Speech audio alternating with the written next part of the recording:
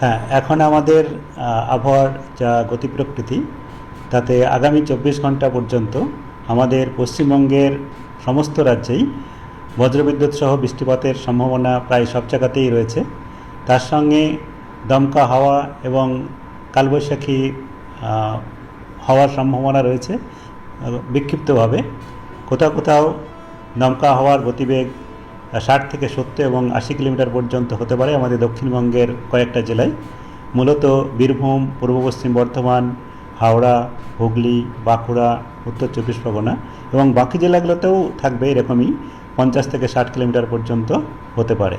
এবং তার সঙ্গে সঙ্গে দক্ষিণবঙ্গের আগামী 24 ঘন্টার মধ্যে কিছু জেলায় ভারী বৃষ্টিও হতে পারে, যেমন আমাদের পূর্ব বর্ধমান, হুগলি, উত্তর 24 পরগনা এইগুলোতে বেশি সম্ভাবনা এবং শিলাবৃষ্টিও সম্ভাবনা রয়েছে আমাদের বীরভূম এবং পশ্চিম বর্ধমান জেলাতে, পার্শ্ববর্তী বাঁকুড়াতেও কিছুটা সম্ভাবনা রয়েছে।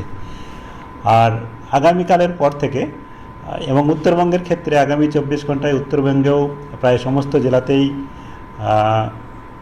বৃষ্টিপাত আমাদের বজ্রবিদ্যুৎ সহ হওয়ার সম্ভাবনা হালকা থেকে মাঝারি, তার সঙ্গে বিক্ষিপ্তভাবে বিভিন্ন জায়গায় দমকা হওয়ার সম্ভাবনা রয়েছে 50 থেকে 60 কিলোমিটার পর্যন্ত। আর শিলাবৃষ্টিও সম্ভাবনা রয়েছে দার্জিলিং, কালিম্পংয়ে। ভারী বর্ষণের সম্ভাবনা রয়েছে জলপাইগুড়ি, আলিপুরদুয়ারে। 24 ঘন্টা পরে এই বজ্রবিদ্যুৎ সহ বৃষ্টিপাতের পরিমাণ কমে যাবে, মানে আগামীকাল দুপুরের পর থেকে কমে যাওয়ার সম্ভাবনা রয়েছে। আজকে সন্ধ্যা থেকে কালকে সকাল পর্যন্ত এই সব থেকে বেশি জায়গাতে হওয়ার সম্ভাবনা, তারপরে ধীরে ধীরে কমতে থাকবে। তবে কালকের পরে 10 তারিখ থেকে আরও কমে যাবে। মূলত দক্ষিণবঙ্গে 10 তারিখ থেকে বেশিরভাগ জায়গাতেই শুষ্ক আবহাওয়া থাকবে এবং 10 তারিখে কেবলমাত্র 1-2 জায়গায় হালকা বৃষ্টি হতে পারে, তবে বেশিরভাগ জায়গাতেই শুষ্ক আবহাওয়া থাকবে।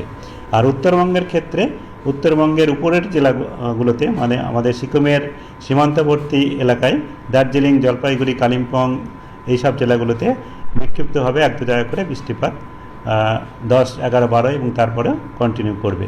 বাকি জেলাগুলোতেও মূলত শুষ্ক আবহাওয়া থাকবে। আর আগামী 24 ঘন্টার জন্যে আমাদের উপকূলবর্তী জেলাতে অকেশনালি দমকা হাওয়া হওয়ার সম্ভাবনা রয়েছে। তার জন্যে মৎস্যজীবীদের আমাদের পশ্চিমবঙ্গের উপকূলে যাওয়ার জন্য মানা করা হয়েছে 24 ঘন্টা পর্যন্ত। তাছাড়া কলকাতা এবং পার্শ্ববর্তী অঞ্চলের জন্য যেটা আমাদের পূর্বাভাস, আমাদের আজকে ক্রমশ সন্ধ্যার দিকে সাধারণত মেঘলা আকাশ হবে আজকে, এবং সন্ধ্যা বা রাত্রের দিকে আমাদের কলকাতাতেও বজ্রবিদ্যুৎ সহ বৃষ্টিপাত এবং দমকা হাওয়া হওয়ার সম্ভাবনা রয়েছে, 50 থেকে 60 কিলোমিটার পর্যন্ত যেতে পারে।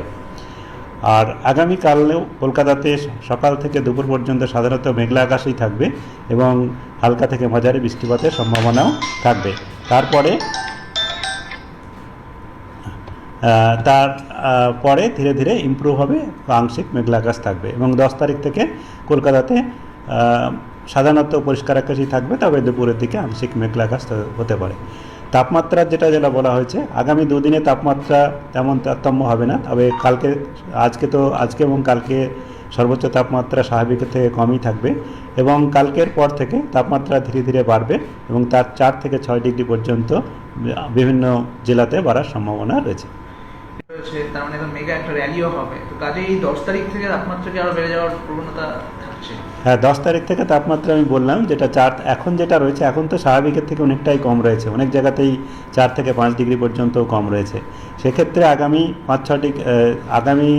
10 তারিখ থেকে বলতে পারেন আরও 3-4 দিনে 4 থেকে 6 ডিগ্রি পর্যন্ত বেড়ে যাবে। সেক্ষেত্রে স্বাভাবিকের থেকে 1-2 ডিগ্রি বেশি হবে। তবে এই যে এখন আমাদের কম আছে, এই যে বাড়াটা অনেকটাই হবে, তার জন্য কিছুটা অস্বস্তি তো অনুভূত হবে।